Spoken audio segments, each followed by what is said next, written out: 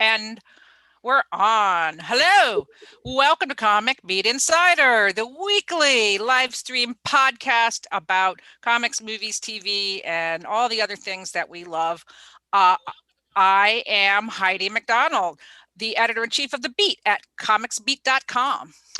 I'm Jimmy Aquino, the host producer of the weekly podcast since 2005, Comic News Insider, covering comics, TV, film, and pop culture. And we are joined today by Trung. Hello. Hi.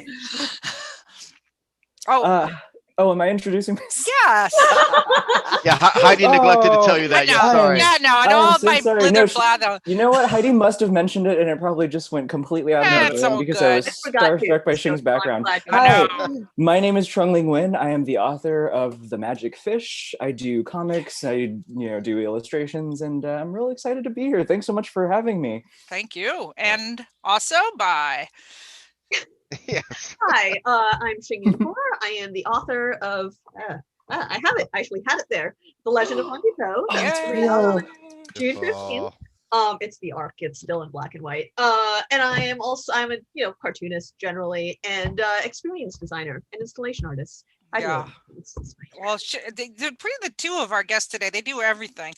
And we really, obviously, we're celebrating Asian Pacific Islander Heritage Month, and just so excited to have Trung and Shing with us, besides doing two amazing graphic novels, which both talk about fairy tale stories. I said stories about stories. I think you actually both used that phrase. Yeah, no, I think it's literally a line in the book. Yeah, when I was reading them, I saw that. I was like, all right, there's our hook right there. Yeah. But which deal with the immigrant experience, which deal with family, which deal with queer issues. It's the first line of my book. Sorry. Yeah, but also distinctly the Asian American experience as well, because as we've talked about, it's new listeners or viewers might not know, I'm Filipino American, and of course, and my dad was born and raised Philippines and lived here, and but yeah, with that experience, it's very different from your typical growing up just American experience. So it's their amazing work. So thank you both again for joining us especially on this month. It's obviously means a lot to me, and I'm sure to you as well. So thank you. Thank you so much. And both these books are such wonderful stories. I mean, they're YA. I guess they are both middle grade books technically, but they are universal. I mean, they have so much for adults, for all ages, really. Just in terms of wonderful storytelling. Now Trung with The Magic Fish, which came out last October, and it's pretty much been sweeping the awards. It's definitely been on all the best of lists. So it's really one of the best books last year, brightened up our pandemic. And it's about a young Vietnamese American boy and how he connects with his family through fairy tales. And now, are these? So you adapted fairy tales, right? Yes, I did. Yeah. What was the first one that? I mean, how did you decide that was the metaphor for this story?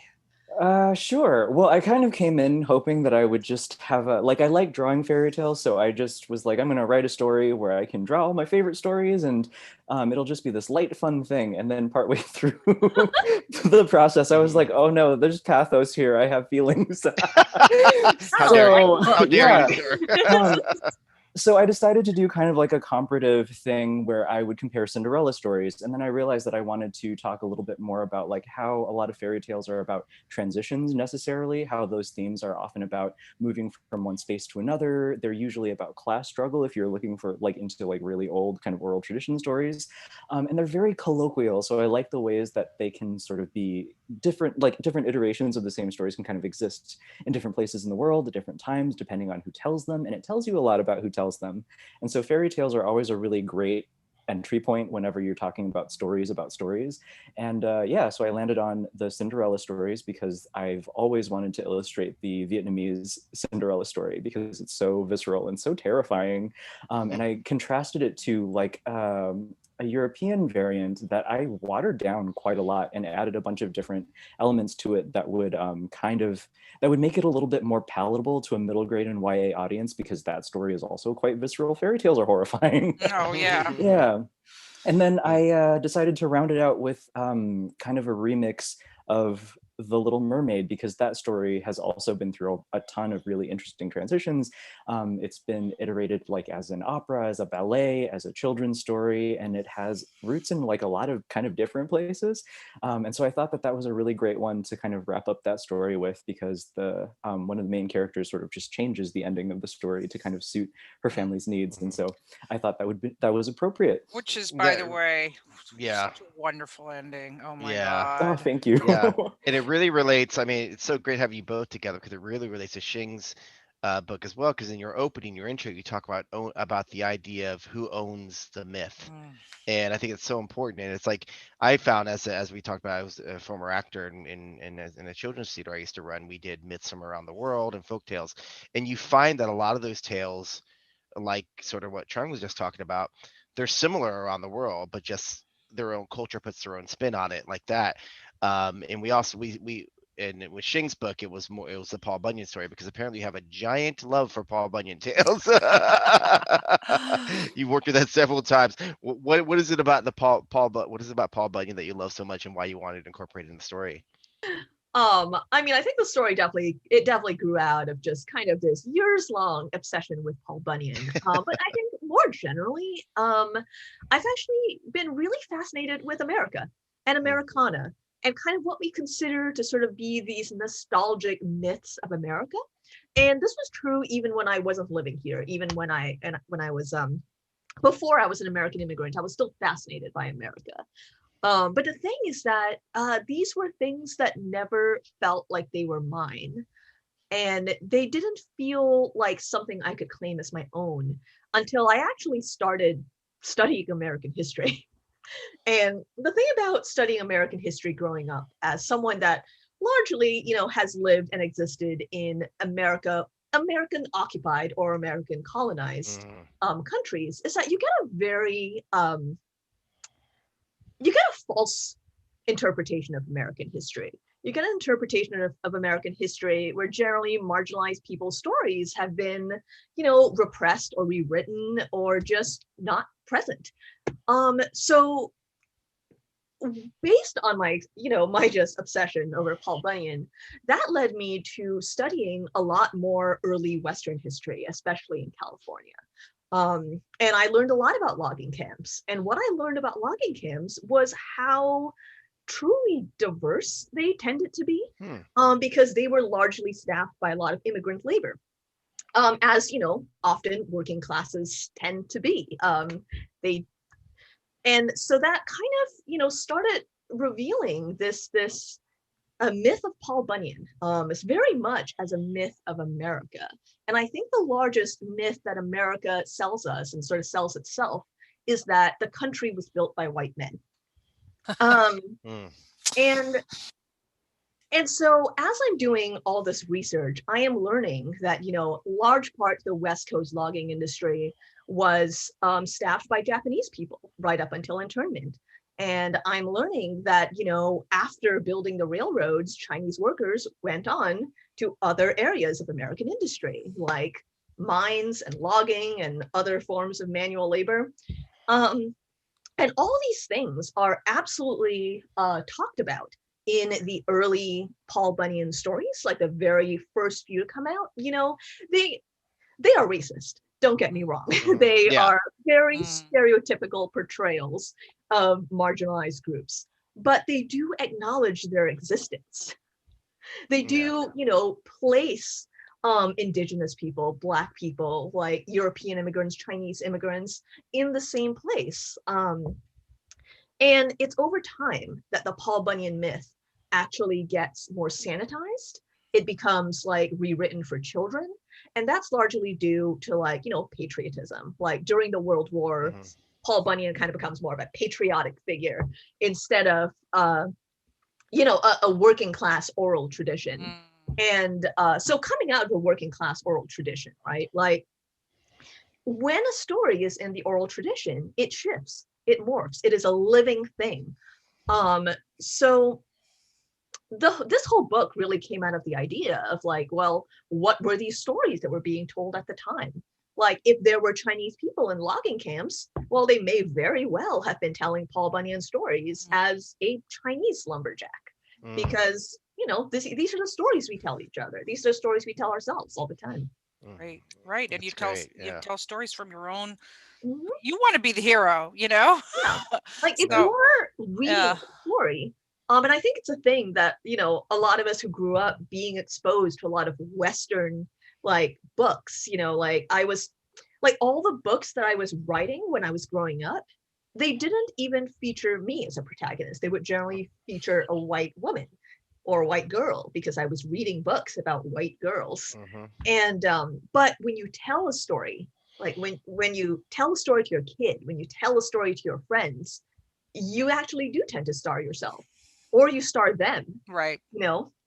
So the oral tradition is a very different dynamic than the written tradition. Yeah, totally. And it's beautiful how it develops. I mean, The Legend of Auntie Po, as you said, is set in a logging camp in 1885. And it's, there were, as you say, these were incredibly diverse places. And, as we've whitewashed history, I love that we've whitewashed how there were Black cowboys, there were Indigenous cowboys, there was, cowboys were so a completely diverse group, but now anytime you point that out, it's forced diversity. So, but and the daughter is telling these stories about Auntie Po. Now, did you make up Auntie Po? Is there a basis for this version of the giant lumberjack, or? No, there's not there. Okay. Well, she's your she's your Auntie Po. Is literally just a Chinese a Chinese matriarch, but she is very much based on Paul Bunyan stories. Like the stories that are in the book are like Trung did for the magic fish. They are reinterpretations of existing Paul Bunyan. Oh, I keep like a like a crime board. I have your yarn, yep. Paul Bunyan going on here. So the story about the bees in Auntie Po, it's based on an old school the mosquitoes, yeah, and so this is an illustration by W.B. Lofthead, who was the man that kind of popularized the Paul Bunyan mythos. He was a marketing guy, and that's Sourdough Sam, the camp cook in the early legends that I reinterpreted as Asam, so the cook in my book. Yeah. There's so many great folk tales out there, and you were talking about, obviously you had Cinderella and Little Mermaid and Trunk's book and Paul Bunyan and yours. What are some other American myths and tales that you really enjoyed and maybe would want to interpret it? Oh, I'm sorry. Obviously, I mean, I'm working on a nonfiction book about the gold rush right now, and that is less of a reinterpretation as a fact that we have to absolutely acknowledge how much the gold rush was indigenous genocide.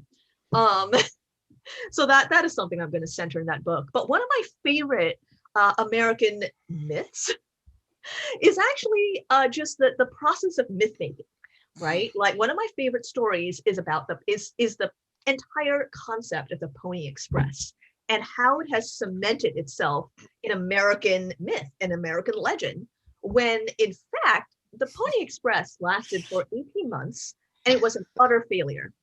Like it was like the people who formed it essentially went bankrupt. Like it was terrible. It was a failure.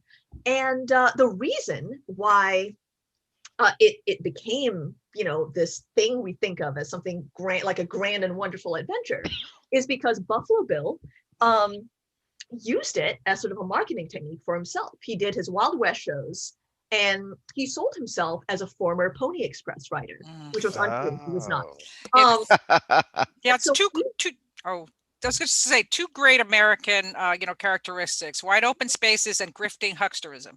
Absolutely. So I think it's less about like interpreting American like myth for me as like, figuring out how myths are made. Like the process of myth making is what is incredibly compelling to me. But I really want to write a book kind of about how that happened, like how the Pony Express became a myth. How about you, Trung? Any other favorites you have?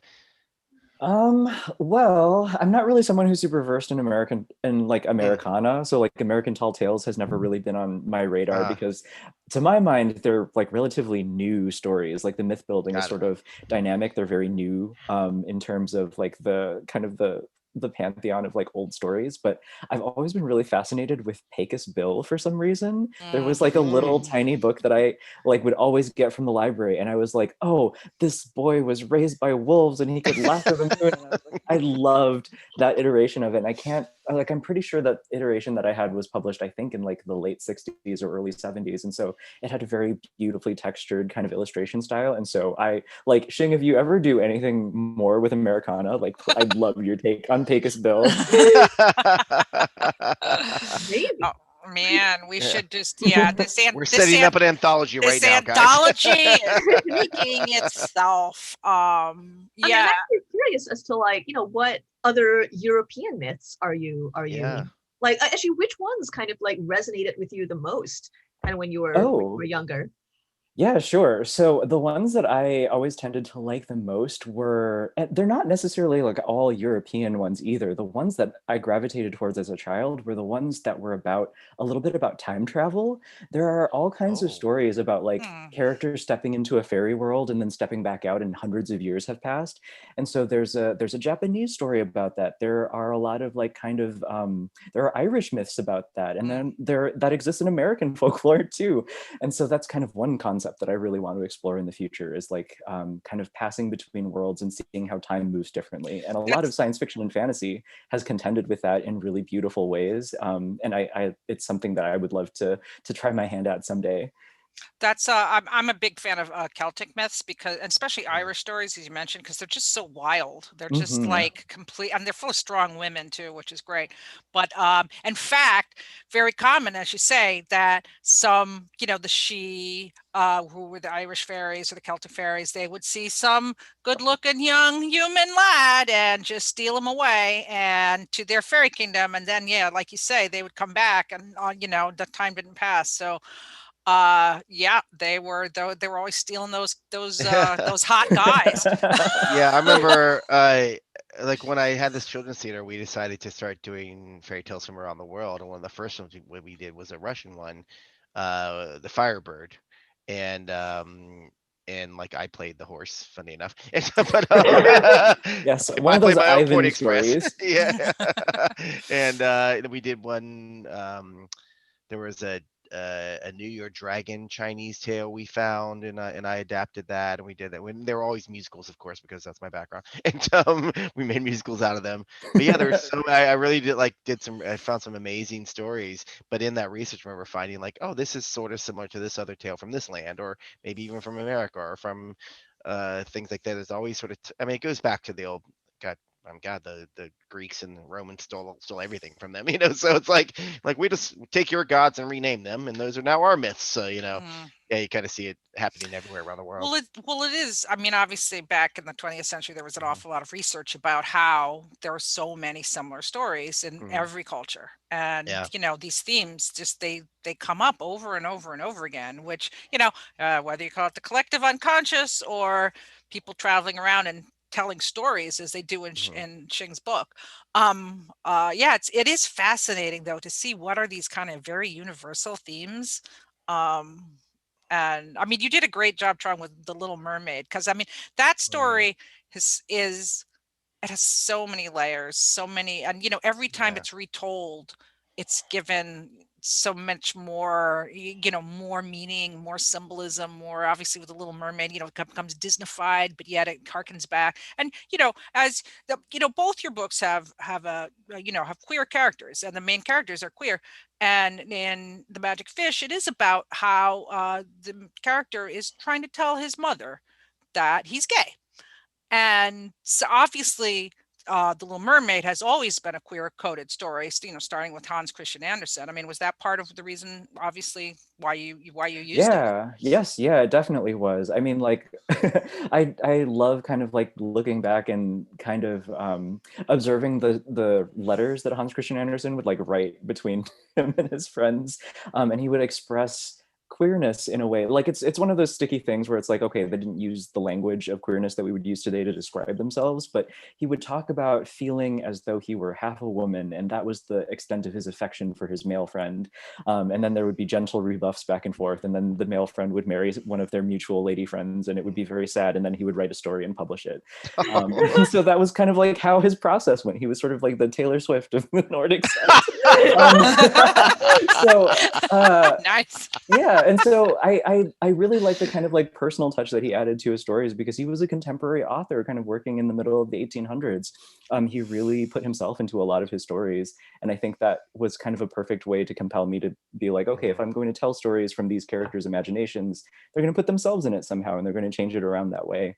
One of the things in the Magic Fish that I had to think really carefully about was what the popular imagination looked like from different people's perspectives. And I think that probably also has like quite a lot of resonance with Americana and American tall tales too, because I'm thinking about like, okay, so in the very first fairy tale, I explore it from the imagination of like a 12-year-old boy who grew up in the United States. He probably watched a lot of Disney movies. And I think about the ways that we sort of like have sanitized and simplified a lot of the like the princess dress aesthetics and like the ways that those things are visually presented.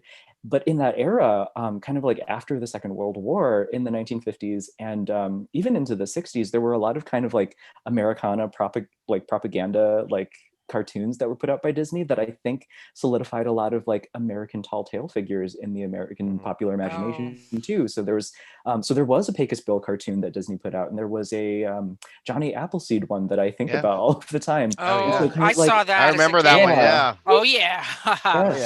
Yes. Yeah. Mickey and the Beanstalk. That's the one for me. I mean, it's a fairy tale, but I love that.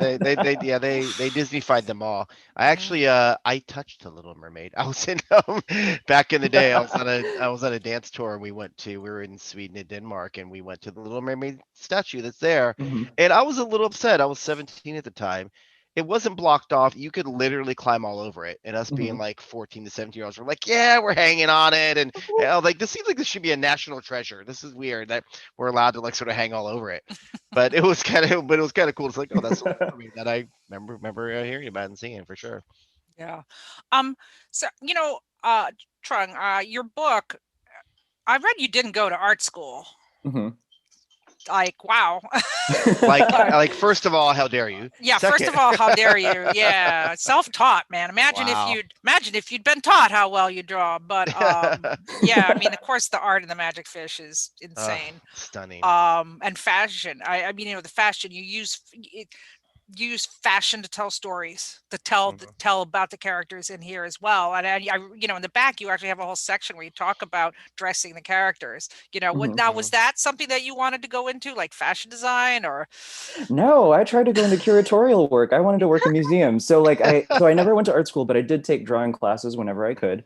And so I have like some training, but like it wasn't something like, I'm a first generation immigrant and my parents like sacrificed a lot to get here. So like arts was not anywhere in my radar at all. And so I went into comics totally by accident, and I have an interest in like art history and the ways that people kind of wear evidence of who they are and where they come from, like on themselves, kind of just moving around in the world, and clothes kind of tell that story. I think constantly about the worst piece of advice that I've ever gotten in comics is that somebody once said that if you want to tell a story that's timeless, like make all of the clothes really plain so that they can exist in any, like just t-shirts and jeans for everyone. It's called the 80s Marvel aesthetic.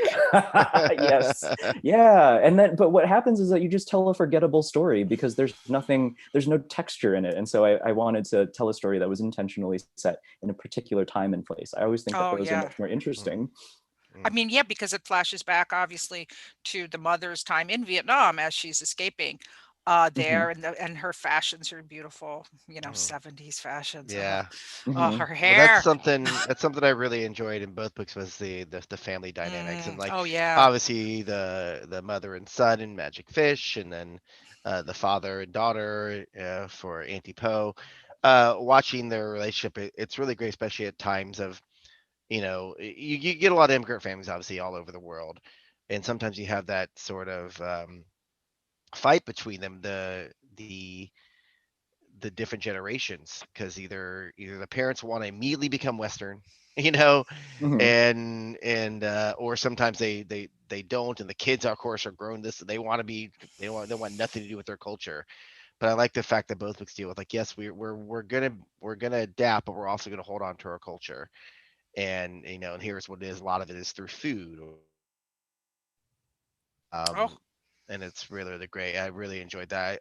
Especially trying in your book, what I loved was you said how the mother and son, it helped with her English by reading these stories together. Is that something that was personal to you? Yeah, it was. That was Yeah, something that I did with my parents when I was really that's little, and so I amazing. have a lot of Mm, strong sentiments about that. mm, Yeah, I mean, I think a lot of times with immigrant stories, they're often about intergenerational tensions. So those were the ones yeah, that I grew up with, and so there's a bit of contention between the different generations. Younger yeah, kids growing up and wanting to be a little bit more Americanized, and then like having to contend with traumas of their parents. And so I really just wanted to tell a story that kind of centered the moments when different immigrant generations are really trying to connect with each other because we're kind of all we have when we move here. And so that's sometimes like that family dynamic is something that I see a lot, but it's not something that is popularly told for some reason. yeah, well, that's one of the things we've really been discussing during this series here on Comic Beat Insider. Just is obviously with film and TV. I mean, especially in film, we're just beginning to talk about the stories of Asian Americans. And with Minari, we talked about that and the controversy that it was a foreign language film. Well, it's about an American. American It film. says an American movie about Americans, and also very much what Shing has been talking about. They have their dream of this, their frontier, and it's totally American. So yeah, I feel like it's really lucky that comics fly so under the radar sometimes. That, I mean, there's this obviously so many great Asian American cartoonists, Yeah, and we're getting to have a lot more stories that are so fully realized like this. um but yeah, I mean, how has that affected, yeah, your work, Shang? I mean, are you're an immigrant yourself. You're not first generation, right? Well, when we say like I don't mean to. we're still clarifying like what first Yeah, generation means. right, Like, is first generation the children of the immigrant, or is right, it the immigrating generation? So I am the immigrant. right.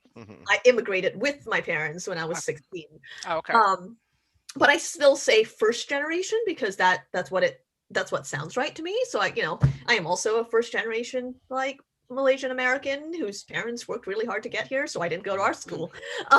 It's just, but and yeah, I think it is a constantly evolving relationship with your parents on all these things, and it's hard to sort of describe easily, right? And I feel like in my book, I had that going on a lot, where the dad figure does feel that having his daughters speak, English is the way for her to succeed. Like, he allies himself with white people because he truly, like, genuinely believes that that is protection and that is safety. And as that kind of starts to fall apart, it's kind of, and they sort of realize that, oh wait, they can move to Chinatown, they can actually be part of a community instead of being isolated in this logging camp. Like, that is a story that does feel extremely familiar to me, where like, I don't speak Chinese. I wish I did, but my parents did insist I speak English. And it's hilarious that now they make fun of me for not speaking Chinese. Like, first of all, yeah. Wait a minute. Yeah, Like, those you did this. yeah, those parents with their little boomerangs there, that's universal. want me to speak very fluent English, and I do, and they're proud of me. But it was also a wonderful experience because I actually worked with my mother fairly closely on the book, where a lot of the Chinese Oh, characters nice. written in the book, she translated all the Cantonese parts of the book, and most of the writing in it is actually her own handwriting. Oh, beautiful. I would text her and ask her for translations, and I actually just, and she would like write it down on pieces of paper, Oh, and Nice. she wouldn't even beautiful. scan them. She would put it in the mail and mail it to me. So Not cute. technologically incompetent, she's like fairly competent, but in this case, she was just like, no, I'm just gonna send you mail. And I'm like, great, this is gonna be the Great. process. But the book itself is, it's dedicated to my father, and it literally says for my dad who worked so I could paint. And me becoming an artist, me becoming a cartoonist, this was not in the plans. And it was very difficult to explain to them because I quit a well-paid corporate job for this. Wow.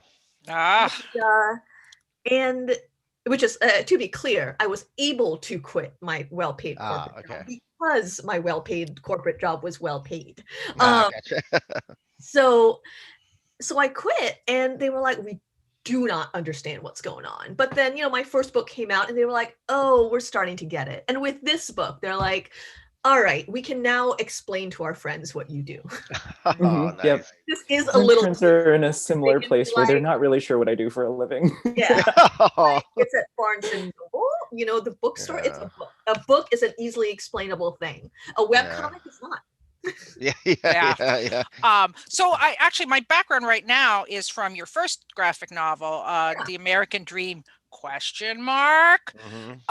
Which is about your journey on Route 66, right? Now, I always say, my ex-husband was from England, and he was amazed when he came to America because, like, in England, even if you drive, 7 hours, you would have to really stretch it out. You'd have to go from the end of Cornwall to the farthest part of Scotland. Whereas we were like, oh, let's go visit my family in Maine. Oh, well, that's 9 hours. And he's like, I've never been in a car this long, and I realized that the journey myth is very American because most countries you can't drive that far. You can get from one side to another pretty quickly, and right. The vast majority of countries. Right. Whereas in America, it's that journey it's very much one of our, going on a road trip. I think that's really a rite of passage. I know it was for me. So you went on Route 66. You did it. Yeah, that was kind of a dream come true. I always wanted to do it.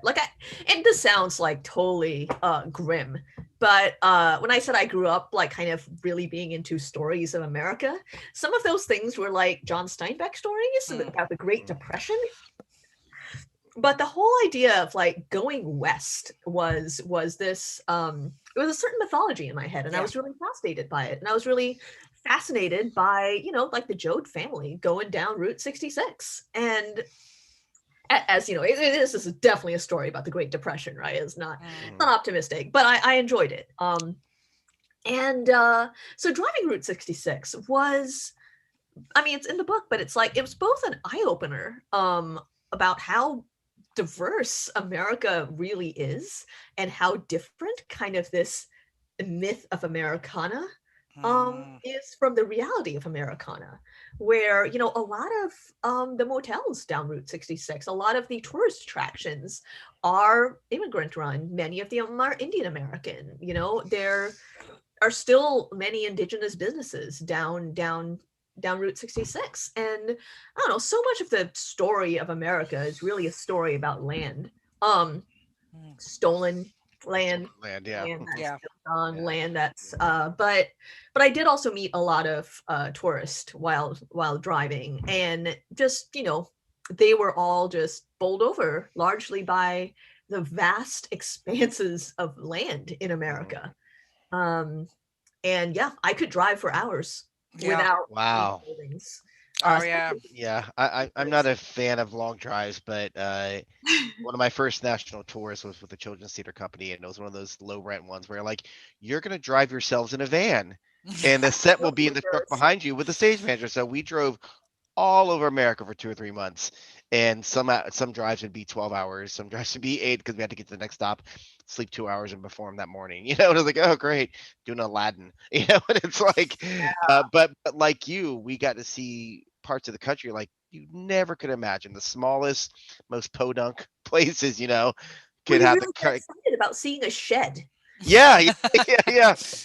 I do still get excited when I see like like a cow field. I'm like, oh, the cows! Look at all the cows. It's like I don't know why, but it always just makes me like happy seeing like animals or I cows, love like that. and also giant things, like there's the giant the biggest Paul rubber band. Bunyans, big giant Bib the Michelin Man, dinosaurs. I mean, I'm so into roadside statues.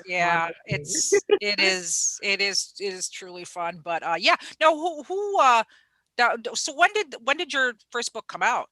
My first book came out, I think, 2 years ago. Right. It was a weird time because I did the drive, I think in April 2015. Recently. Okay. So it was a time where Donald Trump hadn't even won the Republican primary. Times. So, here I am driving across America, la-di-da.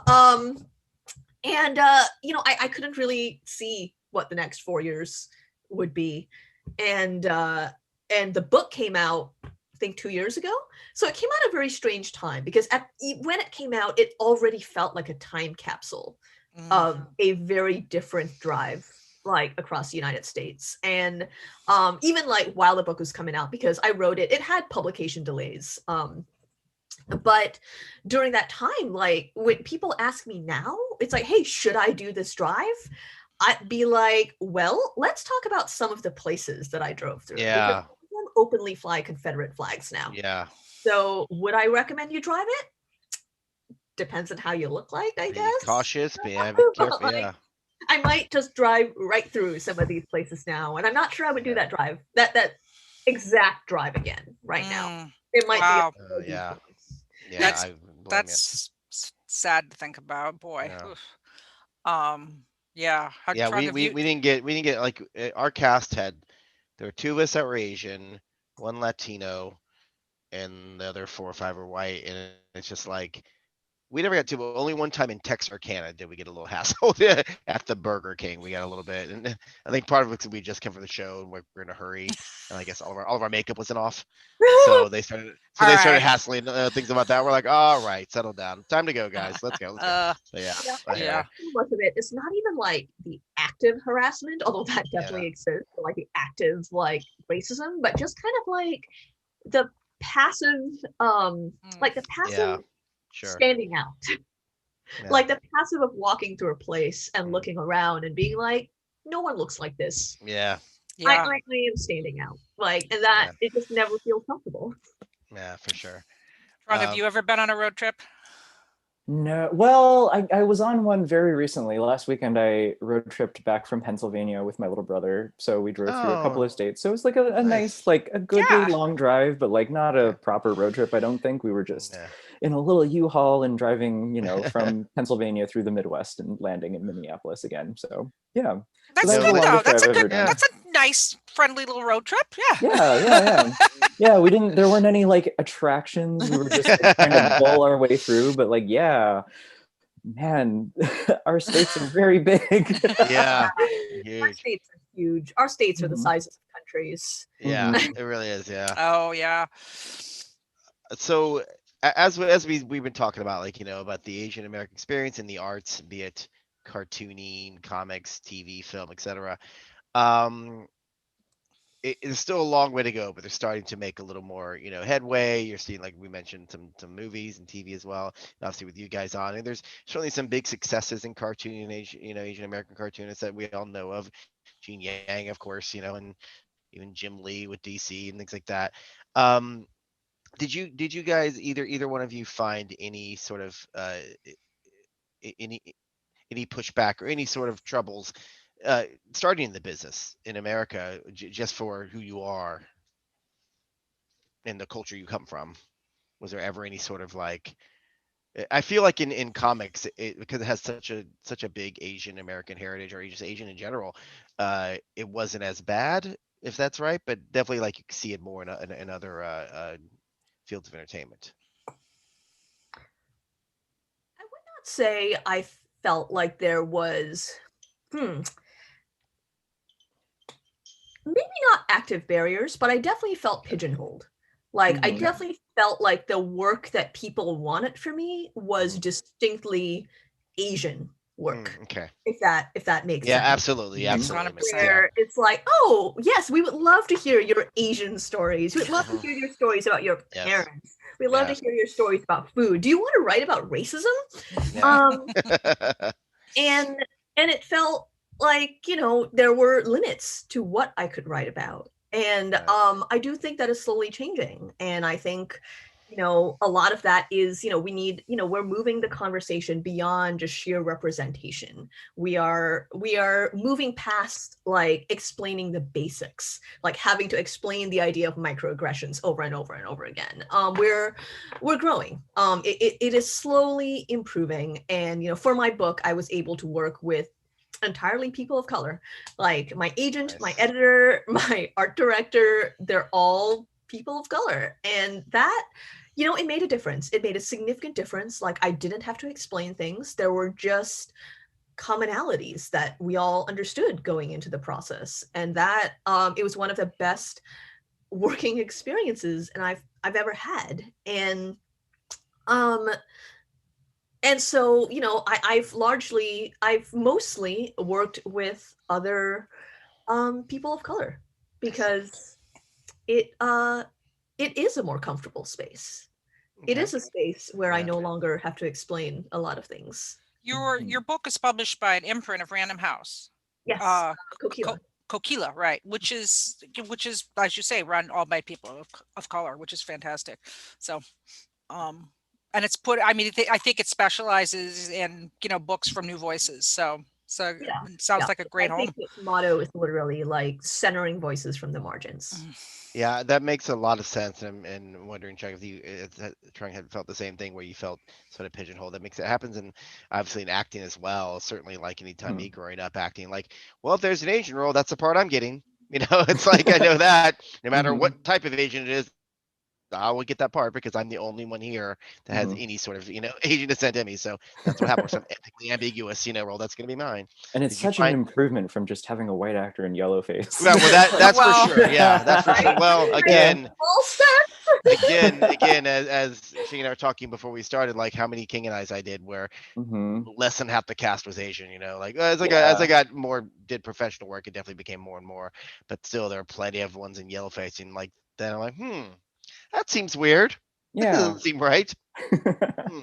I mean, I think like in my experience, like because I've been published so recently in my professional experience, like this was The Magic Fish was my very first thing that I had ever written. And so my professional experience has been very positive, but I've seen what my forebears have gone through. So like I'm kind of spoiled. I sort of entered this space that is very intentional, and I work with editors who were very good about making sure that I had the resources that I needed and the feedback that I needed, while also making sure that I had a lot of agency in the way that I told my stories. And I'm also at a Penguin Random House imprint with Random House Graphic. So like there are experiences that I know that I've been able to circumvent because other people have gone through and like made sure that they address diversity as like a personnel issue as opposed to a representative issue in fiction, and that they were really intentional about making sure that I got to work with people who were either supportive of me or like understood where I was coming from.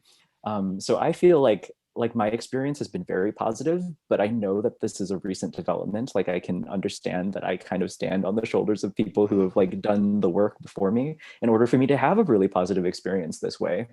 And I think it's a little bit different too, because Shing and I are both published kind of graphic novelists in traditional publishing, and it's a kind of different story. Like I'm starting to do a little bit with DC Comics, and I have like a little bit of a difficult relationship with a lot of like the big two comic books, because like I'm thinking about like Vietnamese Americanness, like in particular, and the only Vietnamese characters like in Marvel, like I had always just sort of shunted them aside because they were made in a time where like nobody knew what Vietnamese names sounded like. And so there's a Spider-Man character named Shashan-Nguyen, and I'm like, the SH sound doesn't even exist in the Vietnamese language. So I'm like, I feel like that needs to be addressed eventually. So there are like little things where if you exist in a space of storytelling where the characters' legacies like go back to a time before you were considered people in the eyes of the American popular imagination, there's a lot of muck that you have to sort of like sift through.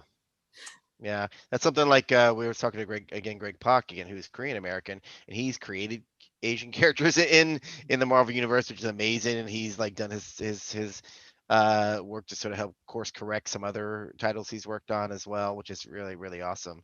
Yeah. This actually reminded me of something Quee said to us last week about he being a writer, about how he said he wants to see work by and starring or about Asian Americans, but just a story. Doesn't have to do with about their it doesn't nothing to do with their ethnicity. It's just a story. I'm like, absolutely. Yeah, I think the thing that Shing was talking about earlier that really like hit the nail on the head was that a lot of times like we are expected to, like, if we are a storyteller that and we come from the margins, people kind of expect us to have some kind of special responsibility to edify onlookers about our personal lives and our personal experiences, and that's not what we're here for. I mean, some of us, like, we are often adept at doing it, but like that cannot be our role, is to make someone feel more cosmopolitan or more learned because they got a peek at what our lives are like. Like we want to tell our stories. Like we want to have fun. We want to have, like, we want to tell messy stories with messy trash characters, and like, have fantasies, and like, I don't know, like just be able to exist in a space where we're not pressured to be educators all of the time. Right. And those stories, in the stories, obviously that are about your personal experiences or cultures, are important, and I'm interested in those as well, for sure. And I definitely want to see more of that. But yes, I want to see Asian creators, just write a story. Have to be about an Asian family, but they're just going to the mall and having dinner, whatever. It's like, why not, having a good time, like that. So I see more of that all the time, because I mean, like, we're all Southeast Asian here.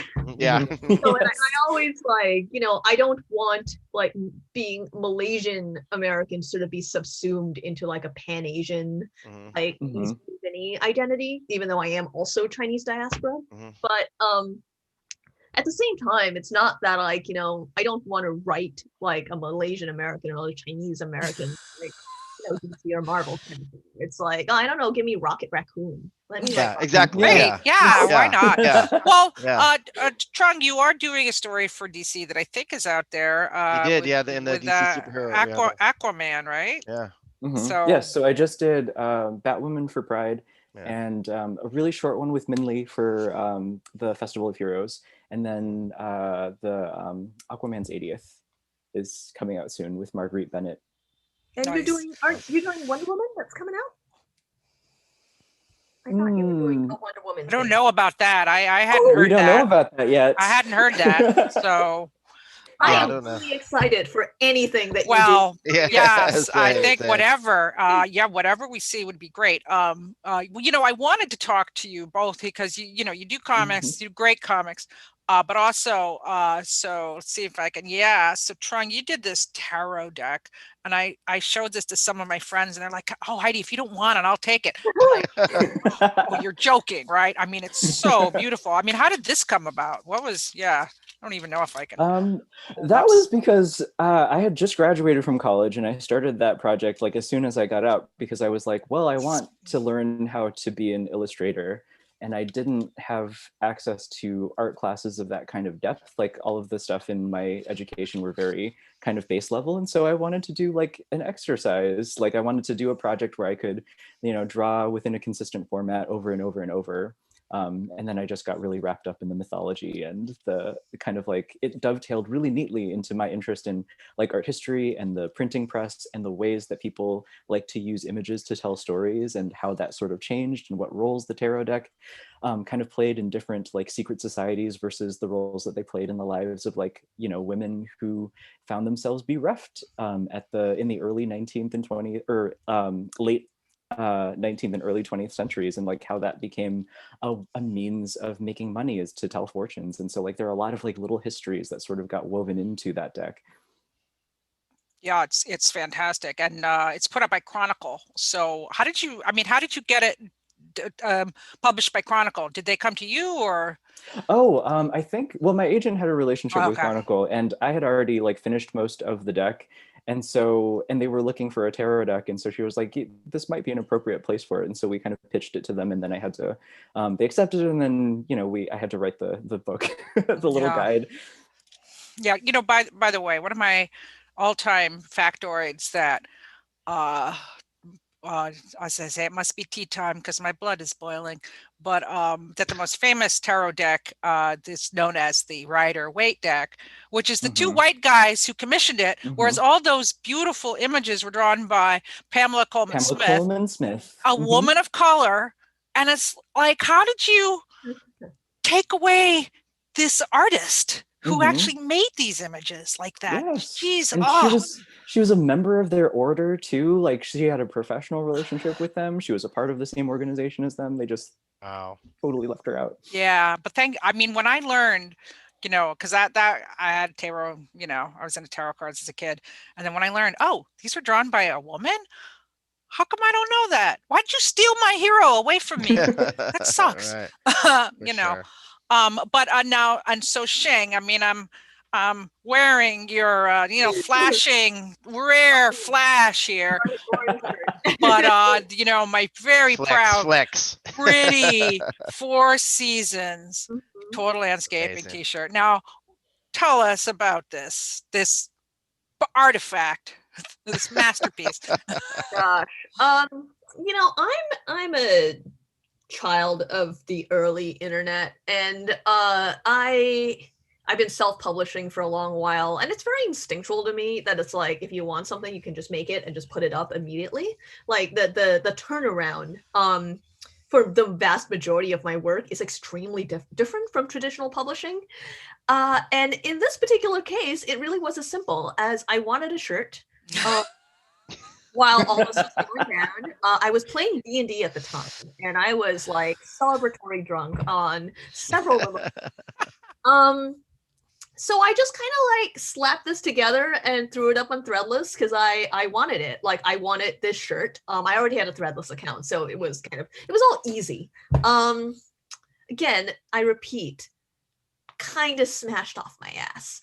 And I was playing D&D at the time, so I was doing this like, between my turns, and I was kind of like, well, maybe I get to raise like a couple $100, maybe $2,000 for Fair Fight and some other voting rights organizations in Georgia. This was in January, of course, and then it just kind of snowballed.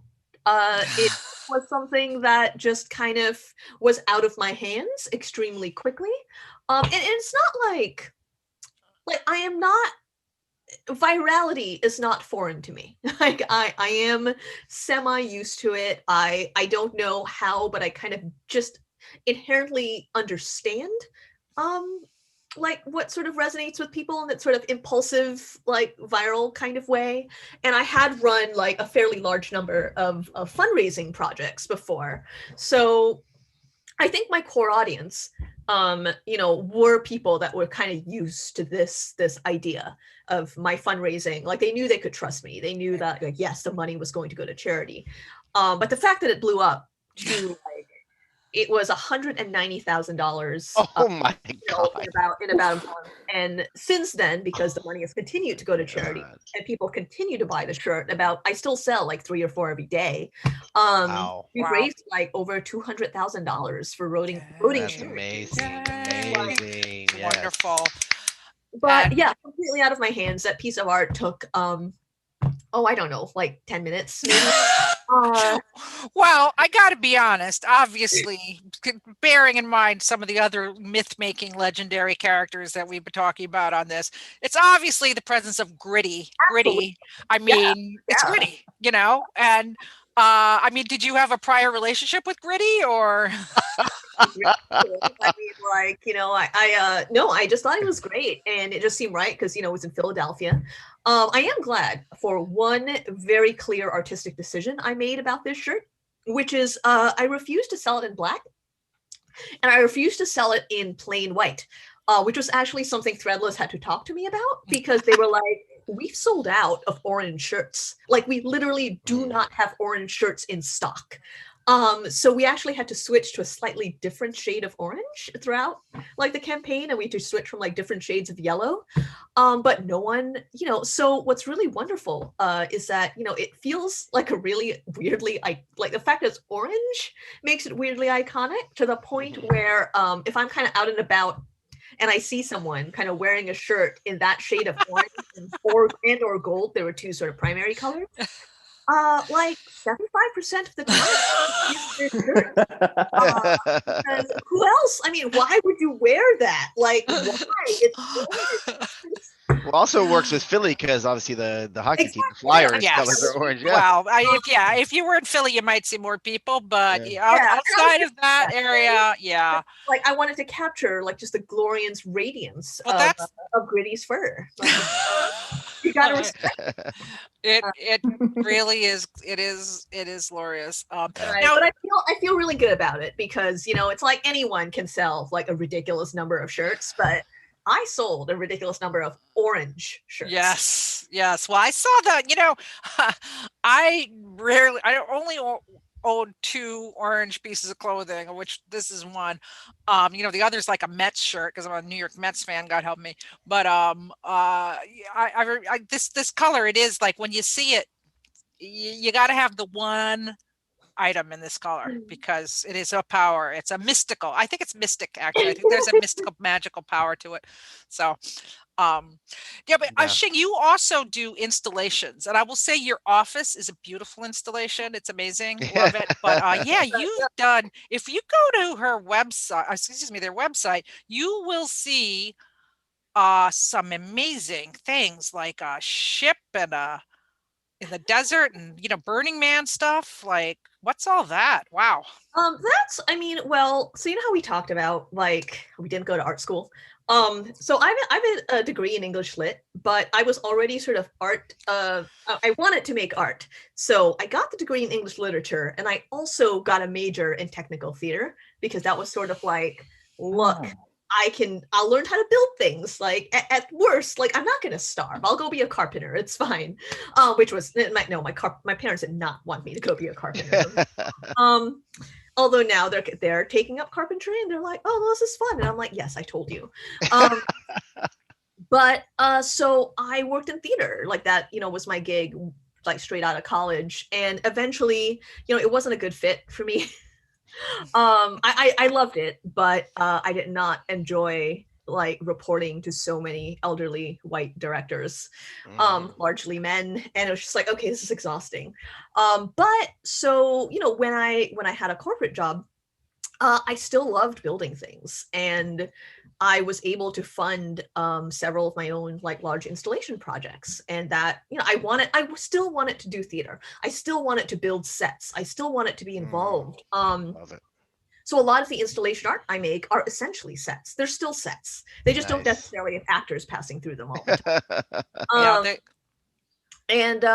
So now I'm scaling down a little bit to like smaller experiences. I'm making more games. I'm making more contained things, and that's largely just due to the fact that I'm getting older.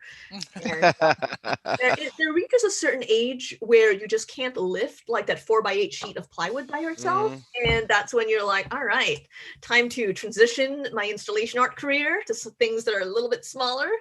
Well, I love theater, like doing theater, like growing up doing theater, you have to build sets, you have to learn everything. So we were constantly like rehearsing, but then after rehearsal, it's like, hey, time to paint the sets. We full on building sets, especially like in the theater I worked at in Florida. We built the entire sets ourselves for the children's theater, for other stuff you worked on, and I loved it. I love like being in the wood shop and like making stuff and painting everything till 3 a.m, hanging lights from a giant A-frame. It's the best. I love it. I miss those days a lot. Yeah, me too. And I'm doing theater like a little bit more in LA now. I'm sort of finding my way back to it on my own terms. Oh, nice.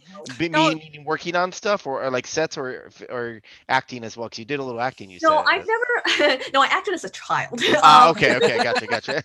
Never too late, Shing. Never too late. Yeah, come on. But I am integrating more performance into my installation work. Oh, and excellent. It's kind of funny to sort of be like, oh wait, I'm just doing performance art again. I'm just back at the So you just put out a game, right? Called Amending. And I saw that all over your Twitter feed, and it's some kind of sewing game. I was like, it's just a game that it's a solo RPG that you sort of guide yourself through with cards, and it uses sewing and embroidering as a gameplay mechanism. So at the end of it, you sort of end up with this map that you've embroidered sewn a path on yourself, like as a keepsake. So a lot of my work is about, the creation of physical artifacts. Like I find a lot of meaning in objects, and I'm always thinking of ways to like imbue objects with meaning. Not my meaning, but like how to encourage other people to sort of, treasure and love the things that they have. So that's my game. Wow. Is The it last available? time we chatted, you made a little spoon. Where is your spoon process now? Is it still around? I have this spoon, which is I think the one that was there. I still carve spoons. I've been trying to pick up hobbies that I don't monetize. And this is an easy one because no one's gonna buy this spoon. I mean, $10 right now. Yeah. That's amazing. I mean, you Yeah. probably could make a nice set of spoons that you could monetize for sure.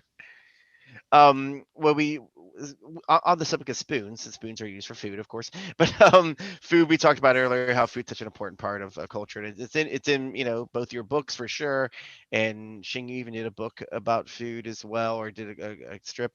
Why do you think food such an important it does in a lot of culture, but especially Asian cultures? Why do you think food is such an important role in Asian cultures?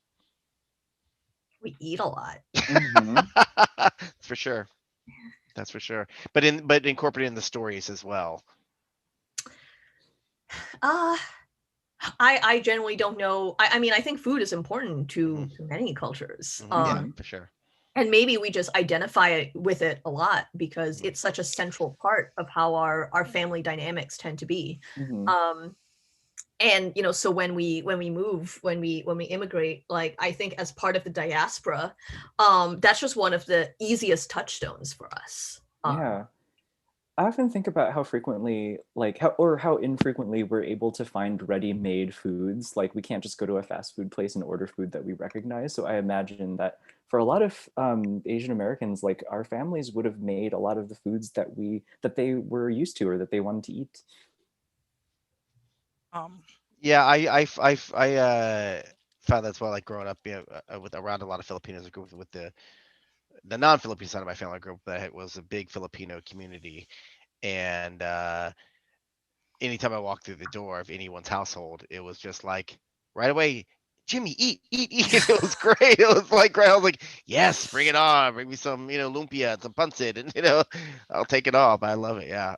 What are some of your favorite foods that you from that you grew up with that you like cooking or like eating? Oh, you're gonna make me so hungry.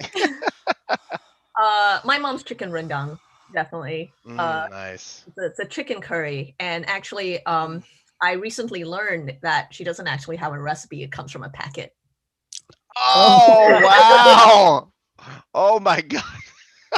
You're like, all these years you've just deceived me. Like, well, I also think that there's this like tendency of exoticizing our parents' experience. When in reality they're as big a fan of convenience foods as like anyone else.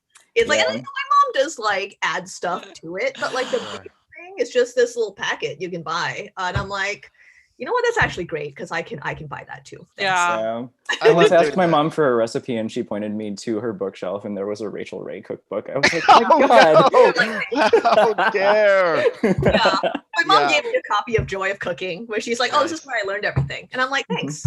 Yeah, I cook all the time, and like when I do feel lazy, I will often buy. He's a good cook. I'm all right, but it's like but I will sometimes go to the H Mart and buy like packaged tteokbokki and fancy it up and add like meat to it or vegetables to it or package something else. I always like fancying up box food, so it sounds like what your mom did. Actually, I could ask you this. Do either of you have any insight into one of my life obsessions, which is Vietnamese instant coffee? They have these 3-in-1, those packages, and because in Chinatown there's a really good Vietnamese grocery, and actually they have it at H Mart too. But there was a time like it comes in this little packet, and like when I was really hardcore freelancing, it's like you open this little packet, put some hot water in it, and man, are you ready to go? Oh my God. Like from waking up to woken up in about 3 minutes tops, it's good stuff, but I don't know what's in it. So Sometimes it's I don't better not either. to know. I have no insight into Vietnamese coffee whatsoever. We have No. we have some like sentiments about Frenchness, and so like French press, Sure, like kind yeah. of drip coffee is very popular among Right. the Vietnamese aunties and uncles. But other than that, I have no idea. Okay. All right. Well, my quest continues. I'm just surprised Well, it's not more popular among college students. Let me put it that way. I'm a big fan of like the research and the history of food. So like when I cook, I tend to break it down. I like taking the long route often when I cook. But when I do get ingredients, I are certain, sauces or whatever like that are packaged. I definitely like study the ingredients, see what it is, see if I can try to make it on my own. I got this. My friend lived in Malaysia for a while, and she moved back to the States and sent me this giant box of food and different like packages of stuff for curries and sauces, and then she gave me this particular sauce. Oh God, I can't remember the name of it. It's become one of my new favorite sauces. Oh, I can't remember what it is. You have the package? Let's describe what it tastes like. Continue. I think it's continue talking. I think I still grab you. I gotta show you. It's pretty Fried amazing. chili, like sambal. It's sort of sour. No, it's like it's a little spicy, but also a little bit of has a little sweetness to it. Sambal I think I have. It is. Here. Oh, here it is. Oh, he's found his sauce. I think Jimmy's on the sauce again. I was worried about that. Listen, I'm always on the sauce. I'll tell you what. Ooh. You recognize? Well, yeah, but that just says chili sauce. Yeah, but it's like a type. It's a type. I know. It's a chili sauce, but it's a type of it, and it tastes so different from any other one I've ever had. Lingam, And I was like, yeah. It's more of like an Indian brand. Okay. I mean, no. I mean, Malaysia is very multicultural, and there's a large Indian population. But yeah, so that's one of my new favorites. I think a lot of Malaysian sauces just have like that extra, like chunk of sugar, sort of like Filipino banana ketchup. It's just yes, banana ketchup. Oh, the banana ketchup. It's sort of like that kind of thing. Yeah, so, I love it. Well, the wonders of H Mart. Jimmy is my guide. He took me in there one time and showed me all his secret sauces, and I was like, oh my God. So you guys, I know we got to wrap up here a little bit. So we'll end on the classic. What are you working on now? Now, Trung, you're working on your second graphic novel. Is it any easier this time? No, the process is different every single time. It's so annoying. Yeah, I have to reinvent the wheel every time I start on a new project, but I've learned a little bit more about what I like about my creative process. So I'll be doing another graphic novel for Random House Graphic, and then I have a bunch of other kind of shorter projects that I'm doing for other properties. Wonderful. Well, can't wait to see more. And Shing, you're just like Auntie Po isn't actually out yet, so this is it's out in a couple of weeks. So you're kind of just off on the tour for this, right? The blog tour. Actually. And then I've got a regular column with Catapult. It's called Curiosity Americana, and it's mostly about investigating Americana from a diaspora immigrant perspective. Gotta get that. And I'm working on another middle grade road trip book. And honestly, it's basically the book where I get to write about Route 66 again, except because I really just get to like dig into all this like nice crunchy research that I've already done. So, but yeah, no, I like writing children's books, and I'm going to continue doing so. Awesome.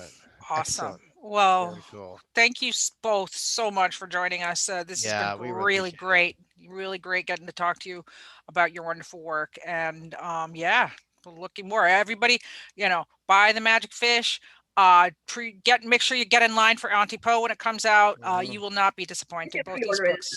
Yeah, it's on pre-order. Yeah. just get there. Get the pre-order. Wait in line at Virgin Yeah. Megastore. Oh, well, I meant on the No, I know. little digital line. You know what I mean? Get online. Get online. Get there it? You go. I got it. No, I appreciate you guys both coming on so much, and really been great to meet you and talk about your work, and I could definitely talk about it for much longer, and perhaps in the near future we can chat again. So it'd be great. Well, and also hopefully one of these days we'll be reunited at SPX or FlameCon and TCAF. One of these years we will be together again. So yes. I will see you all then. Yes, absolutely. Excellent. Okay. Yes, thanks so much for having us. Yeah. Thank you so much. Yes. Of course. So until next time, I'm Heidi McDonald at The Beat, comicsbeat.com, and you can find me on all social media at Comixace, COMIXACE. I am Jimmy Aquino of Comic News Insider at comicnewsinsider.com. I'm on the socials at Jimmy Aquino. That's JIMMYAQUINO. How about you guys? You can find me anywhere on the internet at Trungles, basically everywhere. Yeah.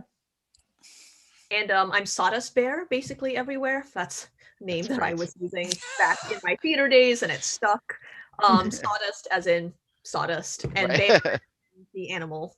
It's a good one. Stick with it. Awesome. All right. Until next time, you guys. Thank you so much. See you next week. Comic Beat Inside.